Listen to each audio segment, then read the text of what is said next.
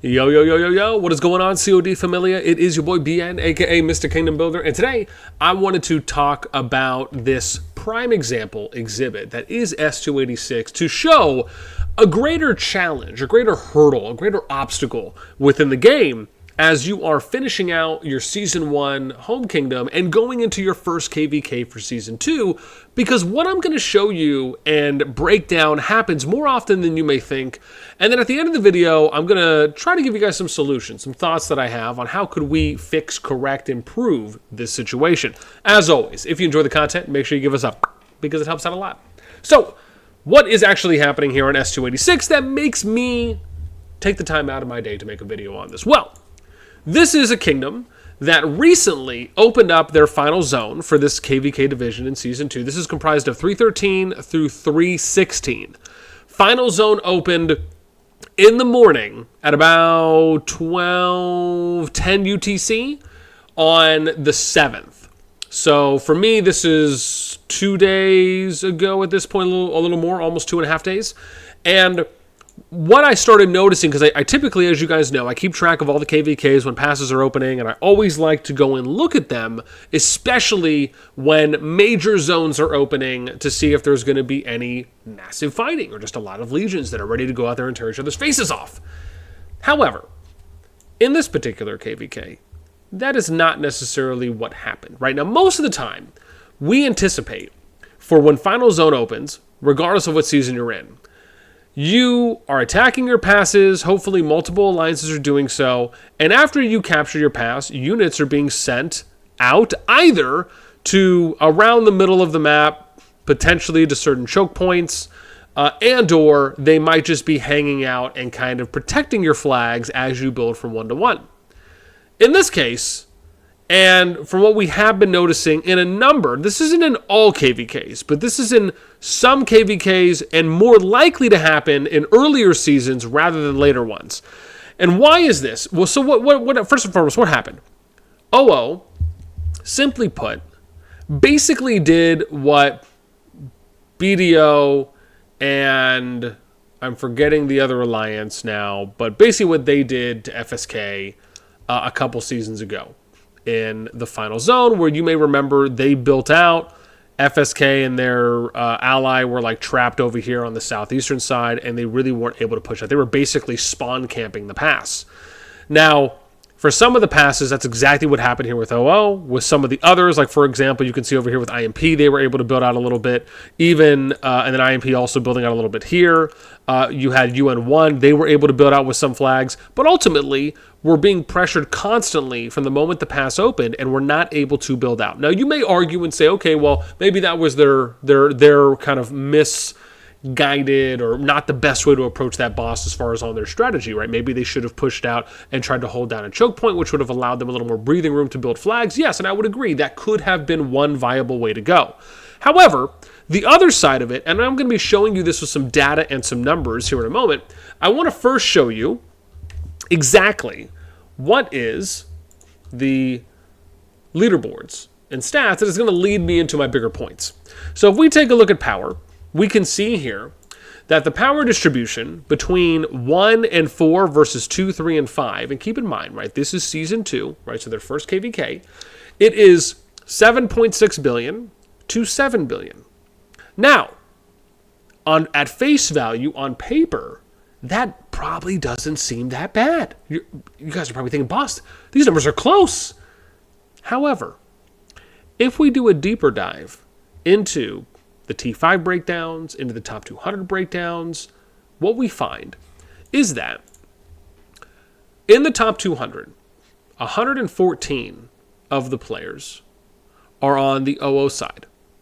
86 players are on the UN IMP GOP side. So this is a plus 28 advantage going to the OO group. On top of, if we specifically look at the T5 breakdown, right, which for sakes, we're just going to say it's 55 and above. Usually we would say 50 and above, but because there's no one really between 44 and 55, we'll use 55 as the threshold. The T5 breakdown here is 15 to 6 in favor of the OO side, right? So they have plus 9, if I could do my math right, on them In addition, if we go even further, let's look at the top 5 players. Right now, we know YY is ridiculous, right? They have 2 accounts, and basically those accounts are now totaling over 600 million power, right? It's 633, right? That's a lot. Basically could be the number 2 player in the game right now, right? If they put everything into one. However, if we look at the top 5, you'll see the range between 332 million to 121, and then you have the first UN player here at 106 million, and then it's a bunch of more OOs, and then you have the next one at 68. So you got one at 106, 107, and then you got one at 68 and one at 65. So you can argue the top 11 players, only one of those is on the UN side, right? So it's a 10-1, just in the top 11. So, and I want to be very clear here and very specific in where I'm getting with this, is that I'm not saying that in these particular situations you are going to get something where we have the players themselves being able to know who's going to spend, who's not going to spend, who's going to be a T5 person already, who's not a T5 person already, right prior to you getting matched up in your Season 2 KvK. And I'm talking like way before, right? Obviously, the system will factor that at the end, and they'll look at, I should say once matchmaking continues, right, beyond Season 2, the idea being is they'll try and give you a bigger pool of kingdoms, so that way they can try to matchmake you a little bit more closely. But in Season 2, they don't do that. All they do is just pair you with the 4 kingdoms in order. And I'm going to show you this as well.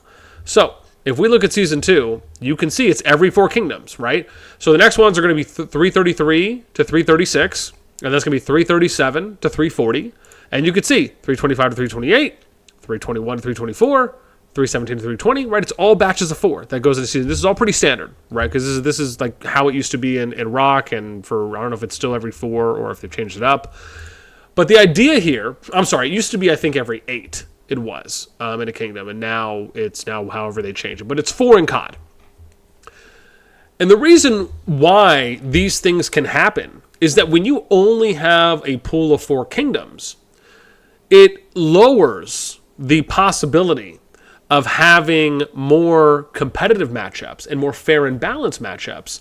Because when you're only limiting it to 4 kingdoms, you're limiting it to the amount of alliances that are there, how are those kingdoms being populated, what's the growth potential in those kingdoms, who's spending, who's not, how many T5s end up at the end of the season. The margin of error or the accuracy of looking to find competitive matchups is less because you don't have a large enough pool in order to say, okay, well, let's grab the top 4 kingdoms. Like an example would be, and this is, I guess I'll get to that in a moment because this is kind of part of what I feel like is a solution. But the challenge here is that this happens and is plaguing a lot of kingdoms that are going from Season 1 into Season 2. All this to say that it can happen, and it does happen, where you have these lopsided matchups, and it doesn't, unfortunately, allow for what I would consider to be the best introduction into the game for any of the KvK groups for Season 2 that are going in with a similar situation and scenario that's playing out, where you have one kingdom that is just like so much stronger than the others. Now, yes, you can also make the argument for, okay, well, boss, why don't they just do a 1v3? Okay, you could do a 1v3. But that doesn't always mean it's going to solve or it's going to balance out certain things. Because again, you don't know what each kingdom is going to bring. And when you have a smaller pool, right, your margin of error, if you will, is higher compared to being lower if you have a wider pool. So for me, my solution to something like this would be kind of one of 2 things, I think is what I have off the top of my head. If I think of something else, right, we'll say that as well. But the first is you can delay some of the kingdoms going into Season 2 long enough so you can have, instead of just being like, and I'll give you an example here. So let's go, and let me show you Season 1. So 333, 334, 335, and 336 are going to be going into the next KvK for Season 2. Instead of them going in right away, why not delay them going in by like a week as an example? And now you can put 337 through 340 into that pool. So now it's 333 to 340, which is 8 kingdoms compared to 4. And then what you can do is you can mix and match those kingdoms to put the top 4 strongest, and then maybe the bottom 4 right into that. So that way the matchups are a lot more fair in that case. And like we know, when matchups are more balanced and players see that on the leaderboard, they're more likely to actually go out and fight. Why? Because now the matchup doesn't look incredibly overwhelming to them. Right? Players are more likely to go out and fight amongst players closer to their power level versus those that are incredibly higher than their power level. And again, still waiting for this to be applied for later KvK seasons, because I still think there's so many more pros than there are cons in doing it that way, especially once they open up migration, because then we'll see more fair and balanced matchups throughout every KvK season, and we'll have a higher percentage chance to see more fighting and more longer lasting sustained PvP in combat as well throughout the zones. However, that's one way to do it. Now you can say, okay, let's extend it to 6 kingdoms, right? Or I guess it would have to kind of be, if you're going to do divisions of 4, or divisibles of 4, you'd have to do the same thing, right? So you'd have to say something like, let's wait until 8 kingdoms are aligned around the same, or let's wait until there are 12 kingdoms. Now, the challenge with this, with option 1, is that you are still going to give kingdoms like 333 through 336, right? Because remember, time is still going forward, so all you're doing is giving them more time to develop. So that's the challenge, is that some of the kingdoms will be a little bit more developed, and then some will be a little bit less developed, right? And having days or a week or 2 weeks ahead compared to some of the earlier kingdoms that just won't have as much time. Right? So if you feel like that's kind of a no-go, here's option 2. And I think option 2 to me is actually a really good way of doing this. And this is actually the one I lean more towards. Is that what they could do is, instead of having, for example, we all know that when a new kingdom is released, all the new downloaded players, everyone who's downloaded the game for the first time, everyone gets populated into the newest kingdom. So in this case, it would be 380.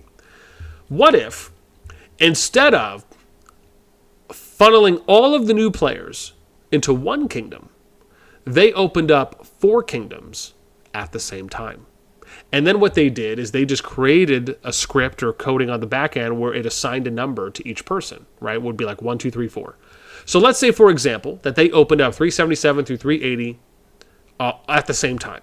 What they would do is that for every new download that's coming in, they would assign them a number 1, 2, 3, 4. So this would be 1, 2, 3, 4. Every single time someone downloads and opens up the game, right? 1 is populated here, next 2, next 3, next 4, and then reset. Now someone goes to 377, now someone goes to 378, now someone goes to 379, 380, right? So you're just constantly rotating it. Now, yes, this may take a little bit more time to populate all of them, but the most important thing here is that they are all on the same timeline, which means that now it would be a lot easier for you to release kingdoms in batches of 4, because you can now have it to where the next pool of kingdoms, which in this case would be 381 through 384, kind of count right, would then be closer to this group of kingdoms compared to if they release the kingdoms one by one by one. Right, you have a higher percentage chance of that happening because you're grouping these 4 together. So instead of releasing these every 2 days, right, you would say something like, which between this one, right, so this one is up, like, as an example, 377's up, like, let's say that's the newest kingdom up. This kingdom's up for 2 days. Then 378 goes up. They're over 2 days. 379 goes up. They're over 2 days, right? So it takes 8 days to basically get from 377 to when 381 would open, compared to maybe you only have to leave 377 through 380 up for 4 days, right? Now you put in the next group, or maybe it's 3 days, right? And then you open up 381 through 384, and now you're funneling each of those one by one by one, reset one by one, right, for each new download that's coming in. And you could do it like that. And that's something that would hopefully reduce the time, but it would more importantly keep the KvK groups, keep those groups of kingdoms closer together on the same timeline, so it makes it easier to where, instead of, which is what we're getting to at the end, instead of having it to where there's 4 kingdoms that have to absolutely be paired together going into season 2, you can mix and match with 2 to 3 groups of 4, and then, right, which in this case would be like 377 through 388. And then you can basically find, right, the 4 strongest, next 4 strongest, and the next 4 strongest, right? And then you can still pair divisions of 4 through utilizing your group of 12. So again, that is something I would almost like to see them do, because I just feel like it would be a lot better overall, and we would get, I just feel like you would have an opportunity to potentially solve some of the challenges that happen when you're going into Season 2. Because the challenge you also have to consider, which is on the back end, is that, or which is on the opposite end, I'll say, is that for the alliances and players that do not have a great KvK experience, and bearing in mind that it's not to say that everyone absolutely has to have a great KvK experience, but what we're really talking about is mitigating the worst case scenarios as much as possible. And the challenge right now is that that can't really be done, because if you're someone who's a part of Alliance, or you're really enjoying the game, but you feel like, hey, you know what, we didn't even make it to Zone 3. Like, that sucks. You're not really gonna, that's not a good look on you for how you look at the game. Or, you know what, hey, we weren't even able to make it into Zone 2, and we only lasted there for a minute. Or, hey, we got to Final Zone, but, you know, we weren't even really able to fight because they were just spawn camping us at the gate the entire time, and so we weren't really even able to enjoy fighting out in the open field, as an example. We had to fight from the pass. Any number of things can happen. But these are less likely to happen if you end up having more balanced and fair matchups. And this is kind of what we're getting at. And again, I want to point out, I'm really only kind of covering this at a surface level. I'm not really doing a super deep dive, but I at least wanted to show you this example in S2-86, which isn't to say that like, oh, well, it was awful or they're bad or anything. Again, this isn't anything like that, but this is to use an exhibit to explain what the challenges are when you're coming out of Season 1 and going into Season 2, and then what are some potential solutions. And again, those are just my thoughts, or I should say these are just my thoughts. I'd love to hear from you. Have you been in a situation where you're in Season 1, you went into Season 2, and something similar happened to what I'm explaining, or something else happened that just left a bad taste in your mouth? And on top of that, what do you think about my solutions? And or do you have your own solutions that you think could help this situation as well going forward as we go from, or as you go from Season 1 to Season 2? So let me know anything and everything in the comments down below. That's going to do it for me. As always, until next time, I'll catch y'all later.